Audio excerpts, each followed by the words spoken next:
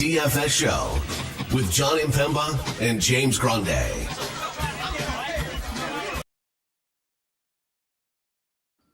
What is going on, FANation? John Impemba here with James Grande. Welcome into the Fantasy Alarm NBA DFS Playbook live show. It is Thursday. We have 7 games on tap here tonight. Pretty interesting slate of games. We did the preview show this morning. Hopefully you guys tuned in, got a good baseline of where we may be looking to go here today. James, how are you doing, my buddy? I am doing well. This is definitely, yes, me and my son woke up extra early this morning. My barber said, come in before the shop's open. So we actually got in bright and early, got Dunkin' coffee, nice. XL, 5 creams, 5 pumps of vanilla.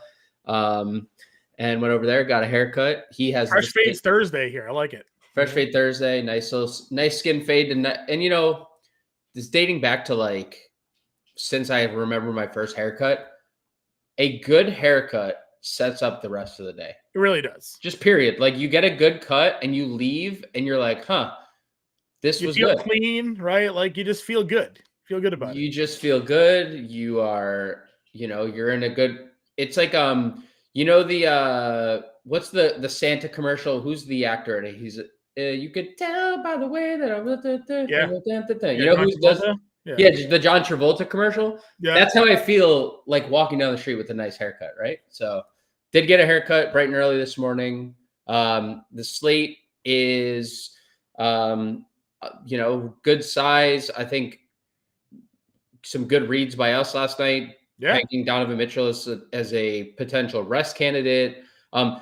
Interesting note. Since the last time we talked, Portland and Dallas moving up an hour tonight due to bad weather in the Dallas area. So it was an 8:30 game, now a 7:30 game. Obviously, the Lakers and Hornets not on the slate aren't playing because of the fires. But all in all, pretty interesting 7-game slate. A lot of news that has broke. A lot of news still to break as well. Right as I hit the go live button, Bogdanovic now questionable for tonight's slate as well. So Atlanta, that rotation, it could be down and get another man. They're already without Jalen Johnson here tonight. Memphis news for today. A lot of these guys still listed as questionable, right? Waiting for that news to kind of come down. We got the Paolo Banchero news. Not going to play today. Going to play tomorrow. That came down to a 198 total the last I saw. Yeah, it's now up to 199. Okay, so it moved up a point. Probably hammering the over. Yeah, people saw 198 and just hammered the over. Albert, not yet. At least James, did you see anything new on the Memphis guys? Yeah, no, the only comment I would make is that Memphis is a home favorite. They are a home favorite tonight. That is true. Maybe a Vegas tell, shall we say, on the direction that they may be leaning with their lineup today. Yeah, and that is just pure speculation. There has been nothing on the other side of this, but like Houston's literally the 2 seed in the West, Memphis the 3 seed. If they had a lean other way, I think the line would look a little different than it does. Unless we're going to get some unexpected out on the other side, right? Like that's the only thing I could think of, but doesn't seem likely that'd be the case. I'll say this. I also was a little surprised to see, and maybe I'm off on this, but Dallas being a 7.5 point home favorite. Does that seem like too much for you? Now 8. Now 8. Yeah. We had this. We kind of had this discussion. It's a back-to-back for Portland too. So I think Dallas is a really, like, obviously we saw they have a championship ceiling, right? Or getting to the championship last year. I think they're incredibly deep.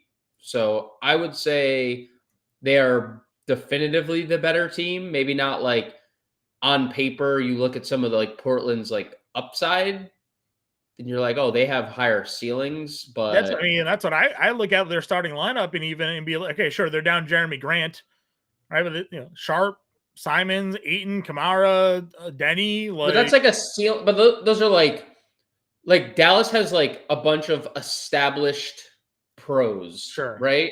Where like Portland has 10 wins for a reason. Like they have a high ceiling, but Dallas, just beat the Lakers by 20 with the same team with LeBron and AD and Reeves all playing. Yeah, you're not wrong, and they're home. I saw that. I just felt like it was a lot of points. But I guess we'll find out.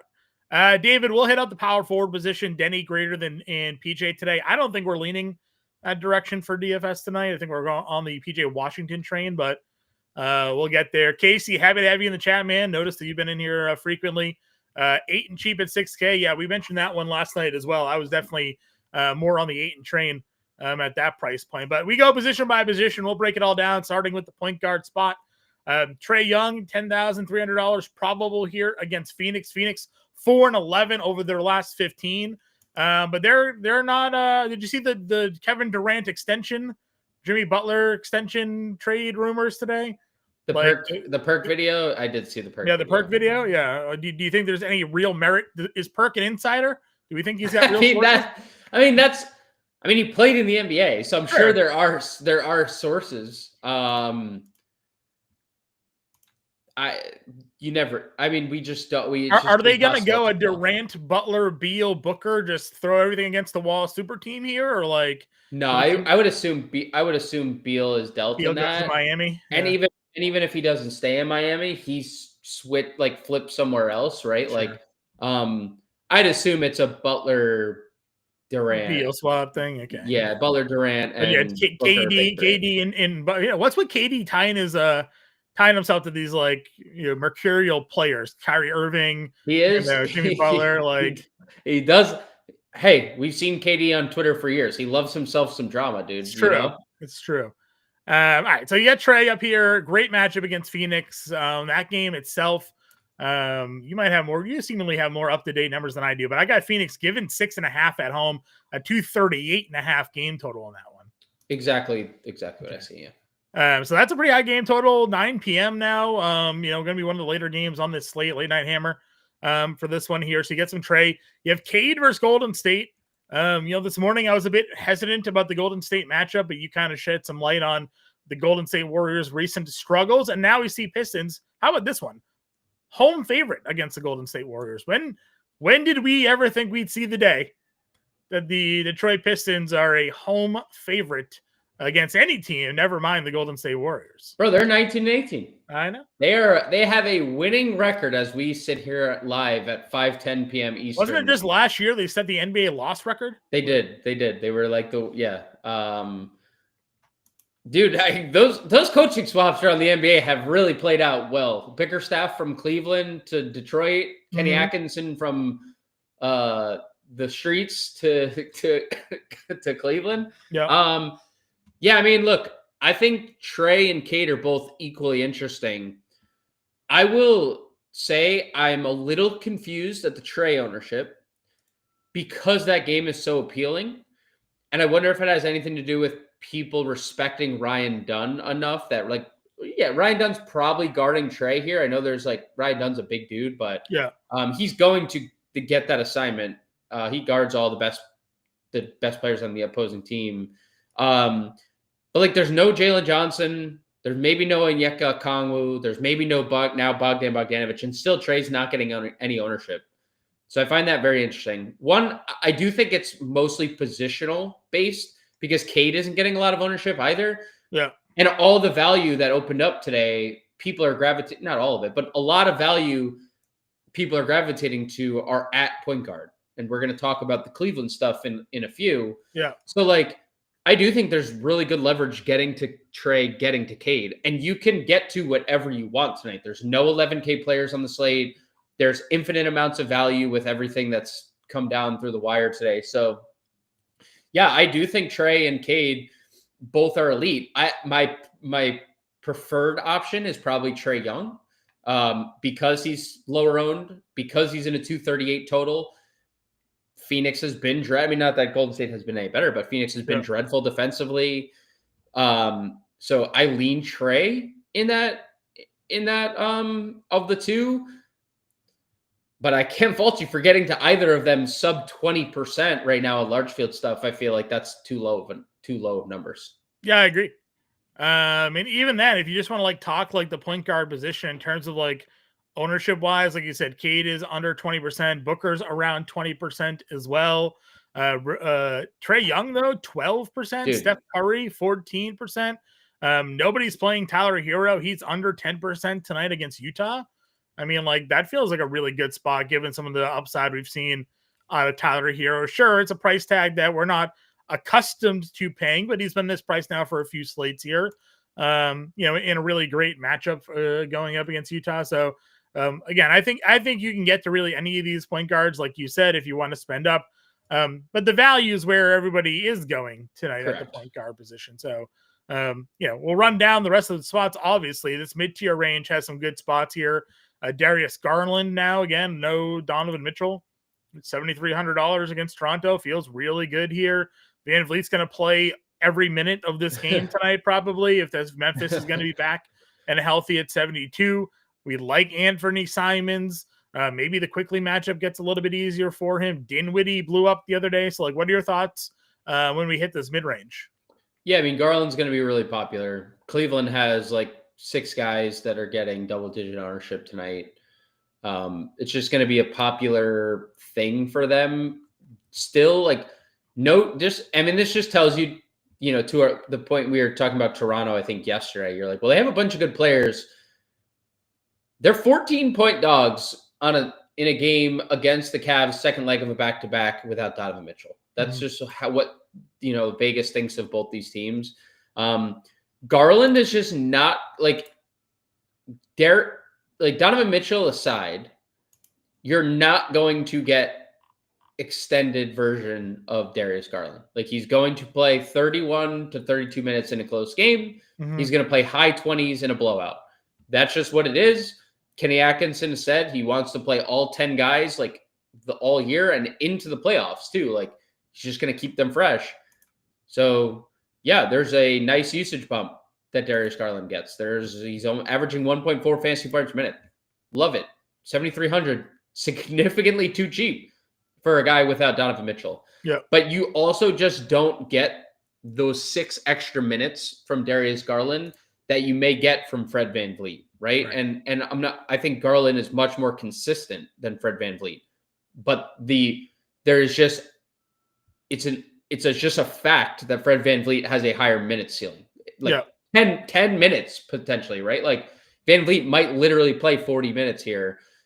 Anthony Simons a few games ago played 40 minutes when it was competitive. 3-point win against Milwaukee, 41 minutes. The game after that, 36 minutes. Yeah. Last night, he didn't need to play a lot of minutes because they torched the Pelicans all night. So he played 40 minutes against Dallas just a few games ago. So 40 minutes. I mean, so like, we're talking about, I would say, like, the safety is for sure in Darius Garland's ballpark. And I'm not saying that there isn't a ceiling. There is. But he is just capped when it comes to minutes versus a VanVleet versus Simons. Nobody wants to play Spencer Dinwiddie. And I'm kind of surprised by it. And you and I had talked about this on the show last night. Like, they put him into the starting lineup and everything worked. They looked great offensively. He looked great offensively. 23% usage rate, would have played about 37 minutes if he didn't lose out on garbage time here. So, like, low and Spencer Dinwiddie, who's going to take all the shots and have the ball in his hand now that they're running that starting lineup back out there again. Yeah. And I've talked to you about this a couple times. Like, Portland is 26th on the year in defense. During the month of December, they were dead last. So they went out an entire month, like, significantly worse than everybody else. They're not good defensively. Toumani Camara aside, like, Toumani Camara is a great defender. One guy can't make up for 4 other poor defenders, right? So I do think that there's a lot of intrigue to me in tournaments with Dallas in general. Sure. I think Dallas might be the best when you look at ownership and you look at, like, they have 114 implied points. Only Cleveland, Memphis, Houston, they're like middle of the pack. Yeah. Nobody on their team outside of Lively is, like, getting any significant ownership. And Dinwiddie's at 1%. I mean, talk about a team that's appealing in tournaments. Large field stuff mostly, but they're very appealing in tournaments as well. Are we buying into 30% Cole Anthony in a game with a 199 game total here? 30% Cole Anthony rostership tonight. I know. At least of now, and that could update obviously, but as of now, it's sitting around 30%. 199 game total. They're 6.5 point underdogs, I think it is, right? So like it's 6 point home dogs. 6 point home dogs and a 199 game total, and this guy is 30%. Like, I would say the one thing we know, regardless of game total, is that he's gonna shoot. Yep. So like whether there's actually less than 200 points scored. There was last game, 103.94. He's going to shoot, right? Like the minutes, Anthony Black played high 20s minutes, did not impact Cole Anthony like it had in the past, right? Like we have seen like Anthony Black playing and then like, oh, Cole Anthony's dead. Sorry. Like that didn't happen last game. Yeah. Like they just played them both. I am kind of like indifferent about it. I'm kind of indifferent about it because like he has a massively high ceiling. He has a incredibly offensive mindedness to him. He's a 32% usage rate, 1.2 fantasy points per minute. Mm-hmm. Just taking Franz, Suggs, Paolo off the floor. They're three best players. He is someone who has a 33% assist percentage in that. Like there's a lot to like there. It's just a terrible spot in a terrible game environment. It's going to be like, well, you and I said the last slate against the Knicks is like, we'll know right away because we faded Cole Anthony. We said, we'll know right away whether or not we made the right decision to do that. We didn't. He went for 41 fantasy points. And again, his team only scored 94 points and they lost by 10. We'll know right away because I'm not going to play him again. I'm going to let 30% of the field play Cole Anthony. And I'll know right away if he goes and starts off like 4 for 6. With like 2 threes. I'm like, well, all right, I'm dead. I'm dead again. But I'm just not going to play him. I'm just not going to go out there and play him. Because he's more expensive than he was then too. He's 49. Now he's 58. So like it takes even a little bit more to kind of get to that value. And like, we're obviously going to go down and start talking about Cleveland, right? It's like Donovan Mitchell's missed one game this year. They didn't have Max Strus in that game. Obviously, different part of the season. It was November. Ty Jerome started that game, John. Do you remember that game? I remember that game. Ty Jerome started because I played Ty Jerome that night at low ownership. He had 24 and 8 on November 17th. He had 24 and 8. And he played 32 minutes. There's a few things we know about Ty Jerome. He is a really good fantasy point per minute player this year. He plays in garbage time. And if this game is a blowout, it's a 14-point spread, he's playing. If they run that same starting lineup that they did way back when, well, then he's starting and he could get blowout run. Right. So, like, here's one of my guard spots. I've already talked about wanting to play, like, Trey or Cade at low ownership, and then there's a tier clump. Karis LeVert has point guard eligibility here, point guard, shooting guard, $4,100. He's too cheap. In that game, Donovan Mitchell didn't play. He played 31 minutes. So it's like kind of just like narrowing down my player pool with Cole Anthony, where I'm just like, I don't have enough guard spots for you to fit.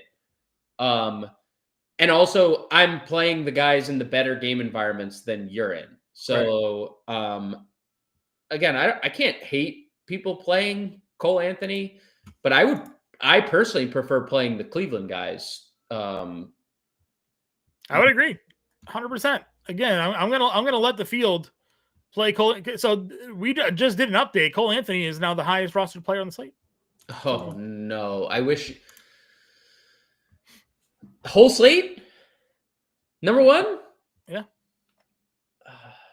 they have 97 implied points. Like marginally over Ahmed Thompson, but they have 99 implied or 97 implied points tonight. I don't know. I don't like it. But there he is. He's up there. So we'll see again. We'll see if that changes as we get closer to roster lock, 7:00 tonight. But a lot of people are in on Cole Anthony, and I could find, at $5,800, I could find other guys to play. I could play Shaedon Sharpe, could play Spencer Dinwiddie, as you mentioned. Colin Sexton, 67, Dante DiVincenzo, $5,000. We don't know who's going to be in for Golden State, but there could be some value there.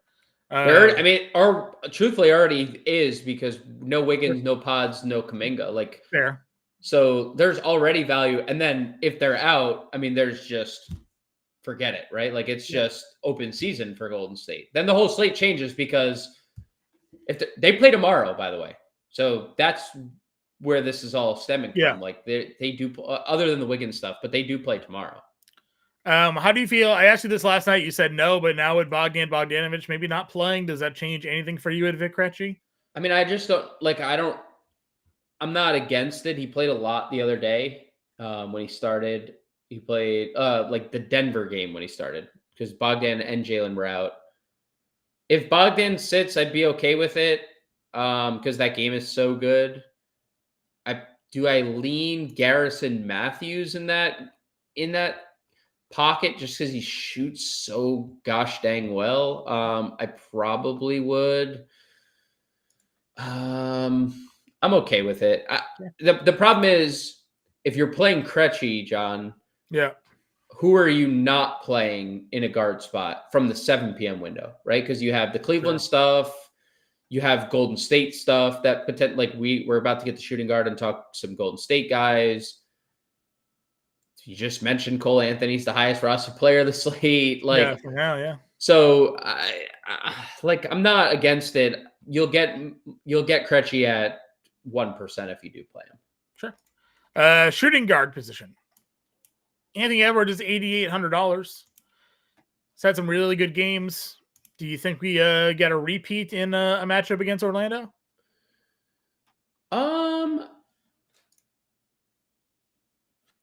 I don't know. It's 199 points. If he does, good for him. He's going to be low owned, and Anthony Edwards is on a heater. So if you want to play a guy on a heater low owned, then what's his ownership is currently 15%. He's 8th on the list. You can play him in tournaments.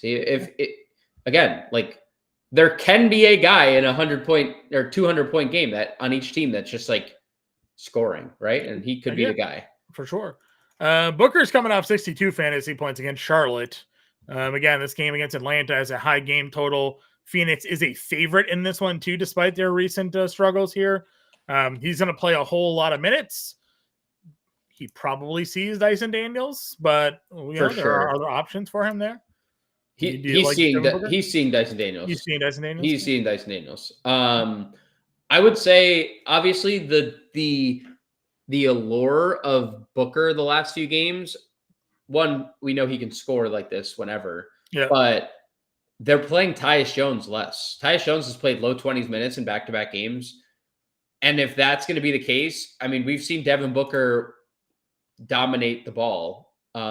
14 potential assists per game, more than 4 more than anyone else on the team. I think that's the attractive part of playing Booker, because the scoring is what the scoring is going to be. But if he's going to pass too, there's just a really high ceiling when you're getting 40 minutes out of a guy in a 238 point total. Yeah, he's nearly doubled in 4 straight, right? 9 assists, 10 assists. So if I'm prioritizing Phoenix personally, I lean Durant here. Okay. Because I think Dyson Daniels is just what he is, right? Not saying people can't score on him, but I think that Kevin Durant is going to have a lot easier time scoring the basketball than Devin Booker. And maybe I'm off sometimes. Again, we talk about this all the time. It doesn't always matter.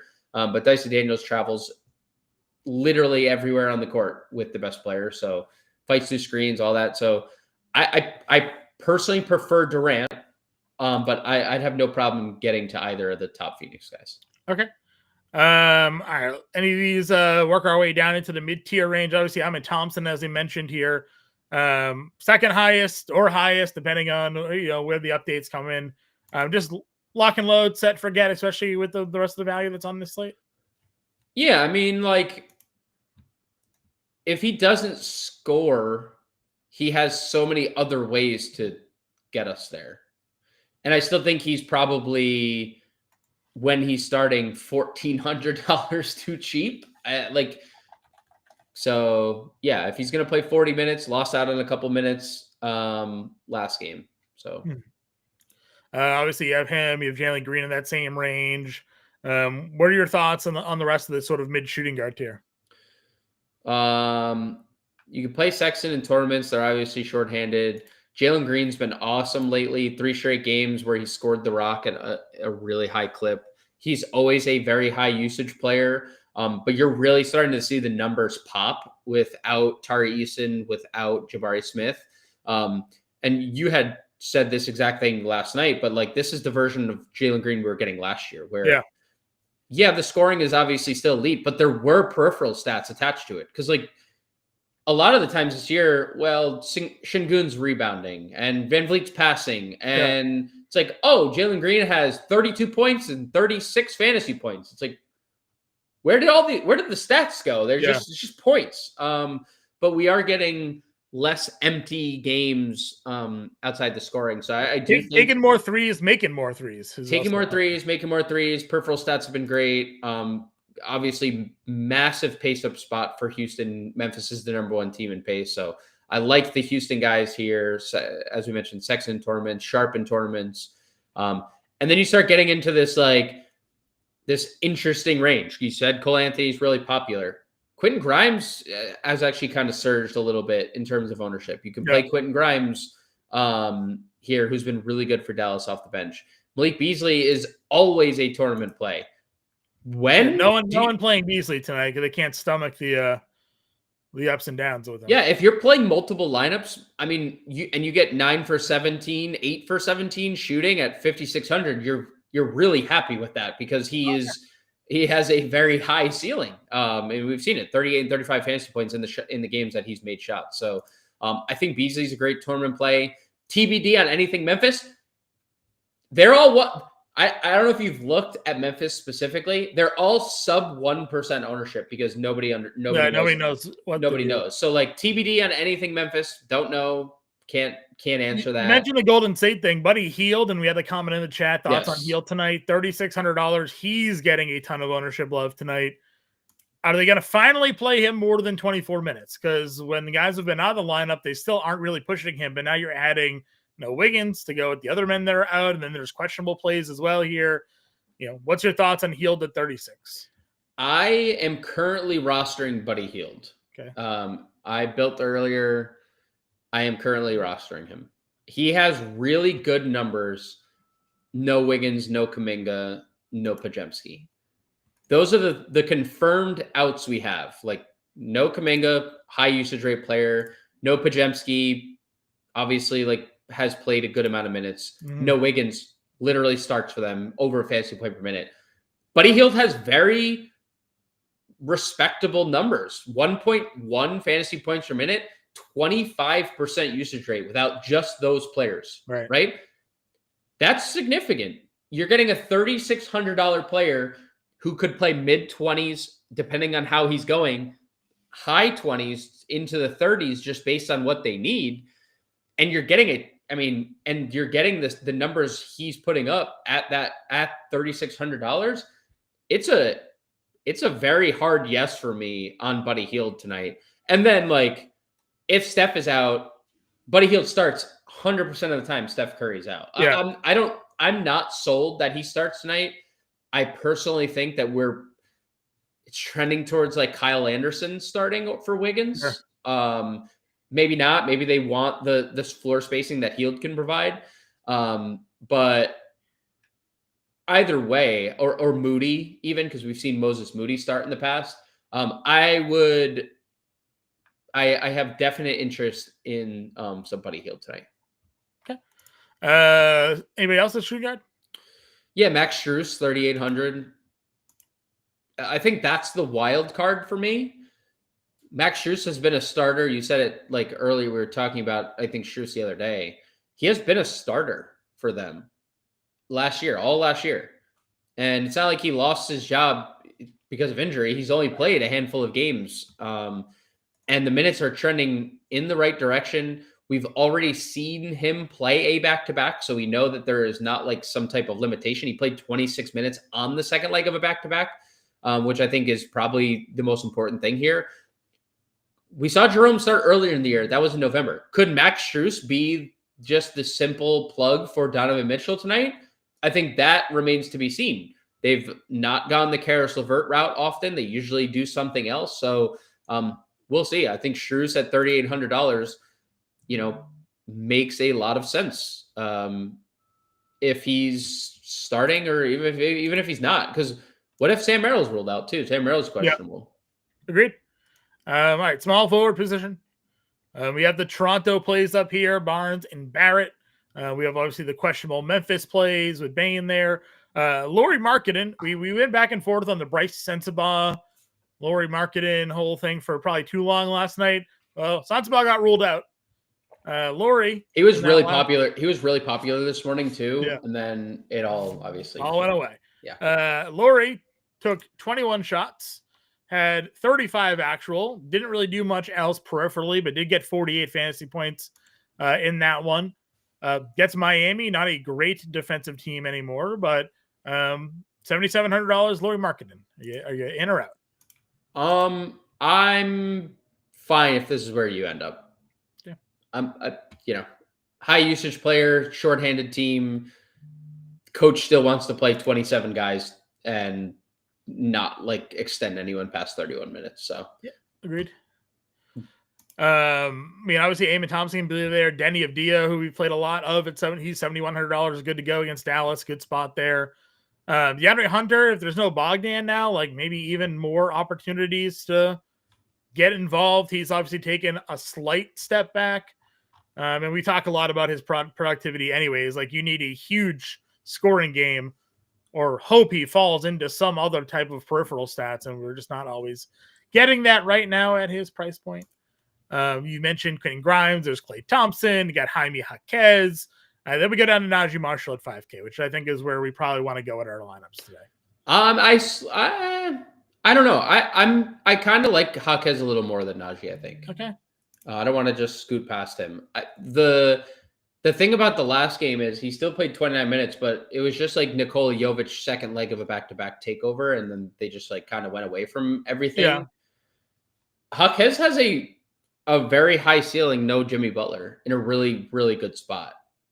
It's probably like pretty equal in terms of like spots, but I still think like Hero and Bam are their two priority offensive players, but we've seen in 3 straight games, no Jimmy Butler, double figure scoring out of Jaquez. We saw the triple double obviously was a nice like wrinkle. Yeah. And I know it was double overtime. Double overtime in that game. Double overtime aided, but it wasn't like far off going into even the first overtime that Jaquez was like flirting with the triple double. So I'm not like really all that worried about like, oh, well, it took him double overtime. No, it not really did. So I actually probably prefer Jaquez to Marshall. I don't dislike, that was not me saying I dislike Marshall, but I don't want to just scoop by Jaquez without mentioning I like him. Obviously, like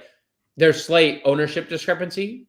You can get Marshall for a lot lower owned, and that's definitely an appealing thing. Plus, like we say it all the time, don't stray away from somebody just because they have a bad shooting night. Yeah. The game prior, the minutes are still good. The peripheral stats are good. He just shot maker show, right? Yeah, shot maker show. Got to make your shots. Got Portland could make some shots there. And again, I like Jaime Jaquez as well. We've just talked often about Miami, and at any point in time, Spoelstra just goes, you know what? Like I'm feeling Alec Burks today, or Duncan Robinson can go play 35, and Jaquez will just sit on the bench. You just never really know what the direction they're going.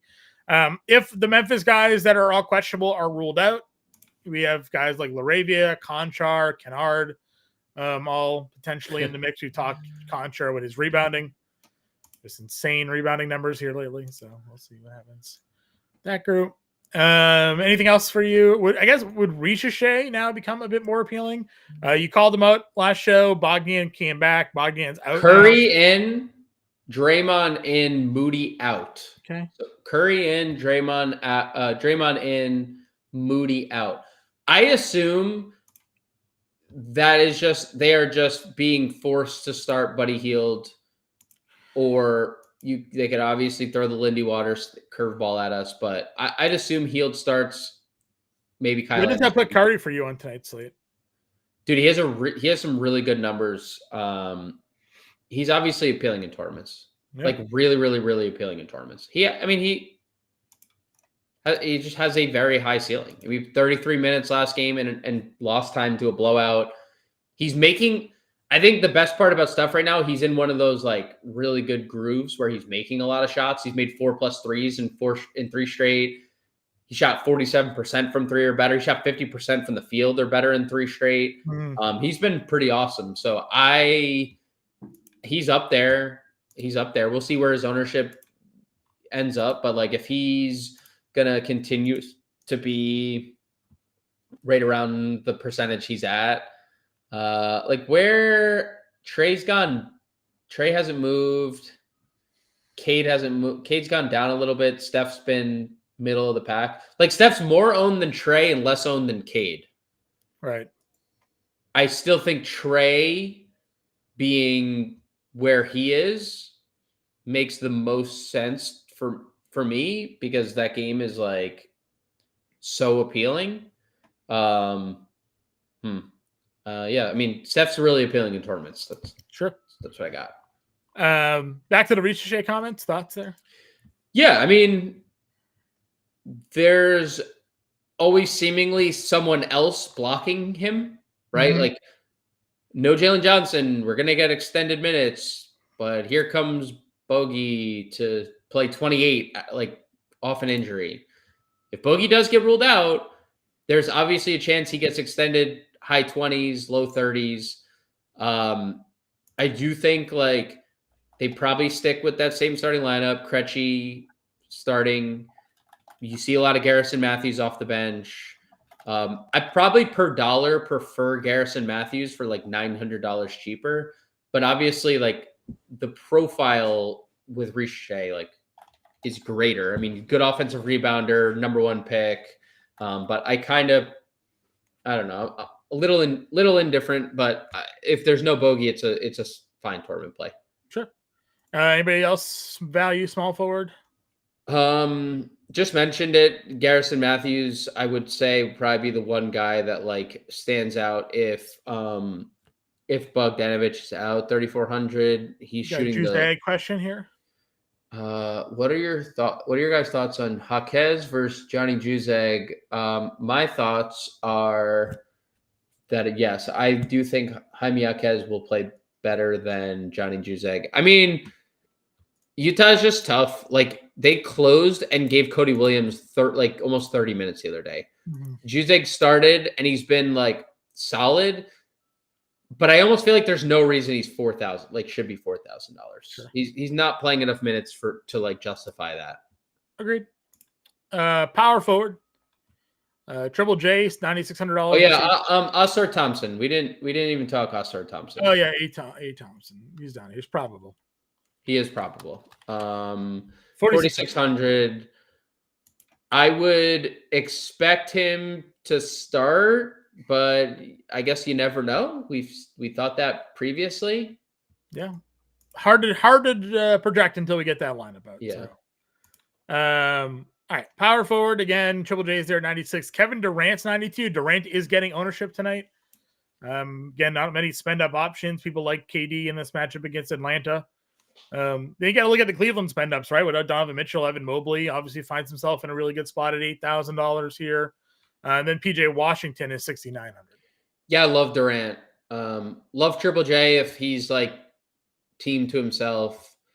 Love Durant 9,200 against Atlanta. I know Durant's kind of been a little underwhelming lately with Booker handling the ball so much, but 238 implied points, Dyson Daniels defense going towards Booker. That should free up Durant a lot tonight. So Durant's probably my favorite option here. Do love Evan Mobley. I think, we're starting to see the offense really it's not even just like, it's just there. Like it's just now the part of the game. 40% 3-point shooter on the year, 60% from the floor almost. The 7 assists I think are a little, but he's popped for that number before. So like I do probably expect like slightly I'm tempering my expectations with 35 minutes. I'd probably put that like more near like his normal 30, 31, 32, because this is a 14-point spread. So usually you don't see Mobley extended in like many of the like closer games, but we'll see. Obviously, if this is competitive, he will be. Like him, he's the most popular power forward on the board. Casey just asked about Laurie. Yeah, Laurie's indifferent about like solid tournament play. Julius Randle, no thanks. And you talk to PJ, like, yeah, I mean, he's a guy who does have self-creation in his game. He can sit in the corner and knock down shots. He is a good rebounder. He is very, very good defensively. So, and we talked about it last night. Every competitive game lately, he's played nearly 40 minutes. Yeah. And he has the largest usage bump on the team. Excuse me, sans Luka, Kyrie. A lot to like about PJ. No one's playing him. I think people are scared off by the price. I think, I don't know what it is. Again, we talked Dallas. They're one of the more appealing tournament teams of the day. I agree. All right, working our way down this list. Toby, 63. Draymond in, as we mentioned. Talked Jaquez. All these guys we've kind of mentioned already. Anybody we haven't talked about that you're looking to potentially play in your pool today? I think Draymond's in my player pool of like this tier. They are obviously teetering on like disaster. They're 500. They have this is a front leg of a back-to-back. Draymond's been like pretty good lately. We've seen in most of these competitive games, he's been over 30 minutes, and he's even been extended up to like 35 in competitive games of late. Back-to-back games of 34 and 35 late December. And that's just, we've seen Steve Kerr go away from the big rotations. We've seen Steve Kerr talk about like shortening them and giving more minutes to his bigger name players. So 5,700, I think Draymond stands out. But that's like the only name that we haven't really talked about. We know Dylan Brooks is going to play a lot. We know Naz Reid is interesting in tournaments. He's been really good of late. Yeah. Nikola Jovic is someone you and I talked about a lot last night. Yeah, tournament play. You don't know what day you're going to get it, but if you do get it, he's going to pay it off. 8X. There is like, that is like the Heat experience in general, probably like everyone not named Hero and Bam and at this maybe Jaquez has entered that room for. And if he was like 4,200, you could be like, all right, well, listen, the days he's not getting there minutes wise, you're getting 19, 20 fantasy points, but now he's 47. Yeah, you need almost 25, and it's just a little bit more of a gap than I want to risk not knowing exactly what he's going to do. Agreed. On the floor there. So let's see. Anything wait, I wanted to bring this up. I don't know if you've seen it. Did you see, I'm just going to ask, don't click his name. Did you see what Jonathan Isaac played last game? Minutes. Don't click his name. Do you know how many minutes he played last game? It must be over 20 for you to be asking. How many? Okay, now click his name. 25. Jesus Christ. Sure, right? Like if we're back, if we're here, if we're getting 25 minutes out of Jonathan Isaac, I'd play him. You don't know. You have no idea if this is what he's going to play. Dennis Schroeder in. Yeah. Also. A 25-minute Isaac is pretty elite. You can't. Kyle Anderson's getting ownership today. I don't know if that's going to go down with people in now, but like he is there, $3,400. I don't think it goes away. Because Wiggins. Because Wiggins, yeah. Yeah, Wiggins, Kuminga. He's been getting the run since like the Kuminga injury. Best power forward for cash games tonight. Probably PJ, right? I would say Durant. That would be my pick, Kevin Durant. Or big price gap, obviously, between the two. Or Mobley. Right? I would say Durant. Different. I would say Morant or Mobley. Like obviously, you could play Jaquez at power forward. I think he's good in cash. PJ's going to cash given the current role that he's in. So yeah, I'm just leaning on the ownership to take me there more so. Anyways, like PJ is going to be super low owned. So center, a position where we don't have as much as usual. Daniel Gafford is available tonight. So any thoughts on Lively can go away a little bit. I don't think so. I don't think so because Lively's still been the dominant part of that split. It's just that not having Gafford versus having Gafford is obviously a better spot for him. Sure. What's the center plan? We had a question on Bam versus Ayton. We talked a little Ayton earlier on the show. Bam for $8,200. You like Bam? You said on the show that you'd be playing Bam. Actually, is that holding true for you? It was until Donovan Mitchell was ruled out, and then I pivoted to Jared Allen. Sure. But I have no. I'm definitely still partial to Bam. I think he's a great play. I mean, we just need Bam to make shots. It's all it's been all year, right? I mean, he just hasn't made shots. He's been for whatever reason, he is like obviously taken a step back offensively, and that's hurt him. He's been as the same rebounder. He's been a great passer as a big man. Less than a block per game is un-Bam-like. Un-Bam-like, yeah. The blocks and the scoring have obviously hurt Bam. And you said it last night, like he has always been priced as if he was last year's Bam. Yeah. And we're going to get that version at times. Like he almost triple-double against the Pelicans last week. And he had almost a 50 bomb against the Kings, and he had 43 fantasy points against Warriors in a blowout. So like there's still a lot of meat on the bone. I just think like, okay, I could play Bam or three guys you just mentioned. I always thought he would just be more involved in the offense than he is. Like, and don't get me wrong, like he takes his double-digit shots like every game. But I thought without Butler and the crew that they have on the floor, like you'd have him and Hero basically taking 20 plus shots a night. Like I just thought that's the way the offense would run through, much like you see LeBron and Anthony Davis to some extent, dominating it. Bam has moments. He took 19 shots in a double overtime game, but he's generally sitting in that like 12 to 15 shot range. And I would like to see him get 18 to 20 shots up here and just kind of help the ceiling a little bit. I don't disagree. I do think he is such a good passer. Sometimes it's like we're overthinking things, and maybe an open jump shot that was there becomes a pass when it shouldn't be. Because like no Jimmy, 24.5% usage rate, solid for a center. Yeah. 1.1 fantasy points per minute. That was like 1.3 in like years past, and like 1.4. Like if this was last year, I'm playing Bam 100% of the time at this price. No Jimmy, 100% of the time. I think he's a great play. But like there's a lot of appealing centers. Walker Kessler in tournament 6,600 on the other side. Jared Allen has elite numbers. No Donovan Mitchell was probably the best player on the floor last night in a game that featured Shea, Donovan Mitchell, Evan Mobley, Jalen Williams. Jared Allen was probably the best player on the floor. And we just saw Towns cook this matchup. Now, obviously, Jared Allen is not Karl Anthony Towns, but I'm just saying Jakob Poeltl isn't like a stalwart there under net. So, and Jared Allen, again, there's a lot of guys with dual positional eligibility. It's like the third, fourth highest rostered center. A lot of people are playing Mobley still, dual position eligibility. Durant has center eligibility.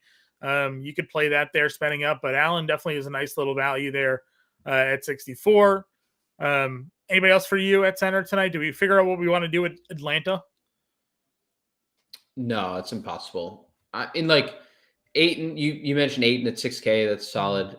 His ownership because like I'm gonna find a couple $100 more to go to Jared Allen. Is everyone's thoughts? Like his ownership has taken a tumble, and that's like a perfectly nice. It's like Ty Jerome, Jared Allen, the first two plugs to your lineup tonight. One of the two. Yeah, probably. Yeah. I mean, I'm gonna have a lot of Cleveland. Sure.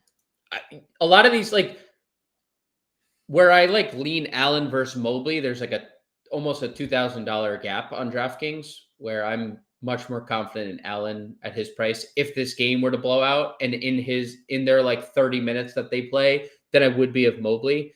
I probably acknowledge that Mobley has the higher ceiling because he creates for himself more offensively. Other than the obviously Capella is interesting. You're going to have to wait and you're going to miss out on a lot of potentially good centers. You could have a lot of contingency plans if you have 9 p.m. stack.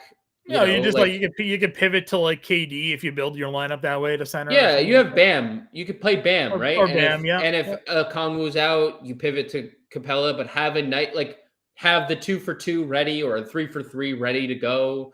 Because obviously we're waiting on a bunch of Atlanta stuff. Yeah.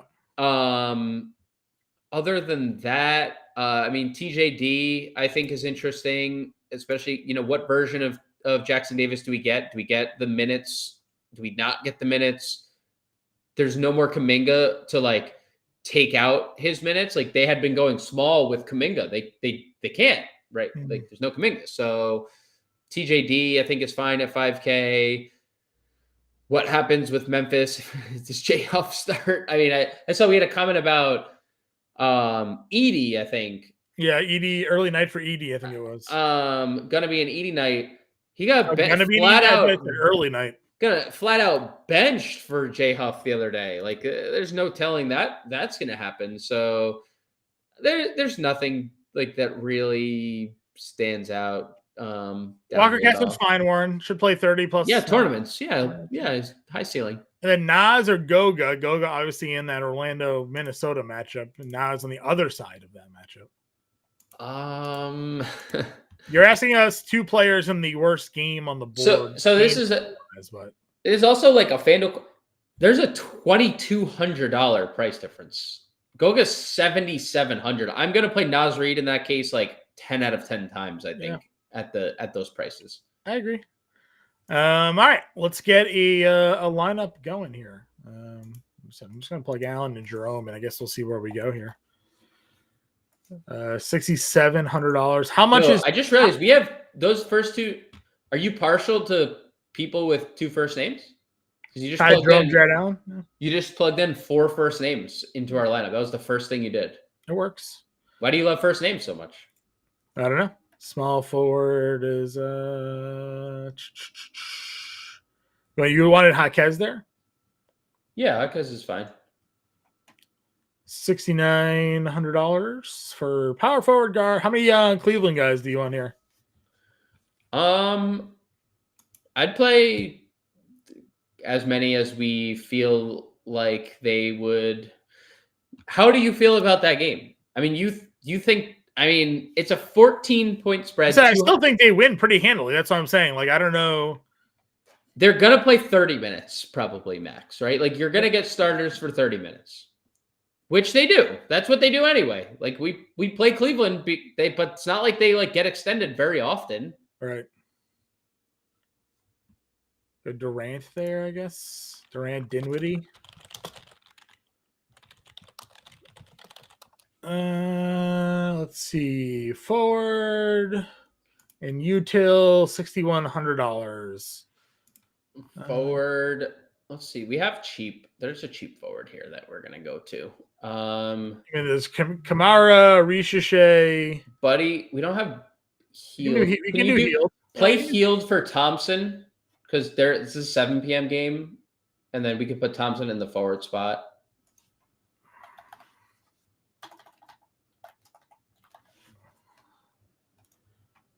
And then a util at 80. That's Steph. Is that exactly Steph? Steph is 87. No. Get us the Bam play you liked. Yeah, I would play Bam. All right. Jerome, Heald, Jaquez, Durant, Allen, Dinwiddie, Thompson, Bam. $400 left over. Obviously, just an example lineup for all of you to look at as you do your own lineup research here. Roster lock tonight, 7 p.m. Eastern time. So be on the lookout for that. Get in that Discord. Go check out today's playbook. We did have an earlier issue with our projections that has been resolved. So if you are a FANation member, you can go check out the projections in the lineup generator. All of those are now working properly as intended. So check that out there. Good luck tonight, everybody. We'll be back tomorrow. We'll have the preview show out in a little bit. Until then, we'll talk to you later.